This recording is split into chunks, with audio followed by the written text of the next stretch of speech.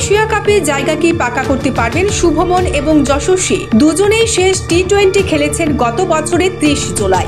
চাপ কমানোর জন্য পরের কয়েকটি সিরিজে তাদের নেওয়া হয়নি, কিন্তু এশিয়া কাপ এবং টি-20 বিশ্বকাপের কথা ভেবে আবার দলে ফেরানোর ভাবনা চিন্তা শুরু হয়েছে। তবে দুজনকে কিভাবে দলে জায়গা দেয়া হবে সেটাই আসল প্রশ্ন। শুভমন এবং যশস্বী দুজনেই সাদা বলের ক্রিকেটে সাধারণত ওপেন করেন। ভারতের টি-20 দলে এখন ওপেনার সঞ্জু স্যামসন এবং অভিষেক শর্মা। শেষ কয়েকটা সিরিজে তারা ভালো খেলেছেন।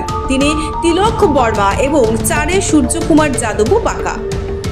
তাহলে প্রশ্ন, শুভমন এবং যশস্বী নামবেন কোথায়? দলে নিলেও সির্ফ রিজার্ভ বেঞ্চে বসে গা ঘামাতে হবে না তো? গত আইপিএলে শুভমন 650 এবং যশস্বী 559 রান করেছেন।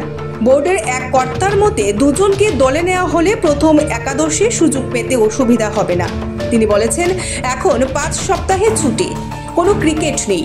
সঞ্জু এবং অভিষেক যতই ভালো খেলুক, ওরা অনায়াসে টি-20 দলে নির্বাচিত হবে। এশিয়া কাপে 21 দিনের ক্রিকেটে যদি আমরা ফাইনাল খেলি, তাহলে 6টা টি-20 ম্যাচ থাকছে।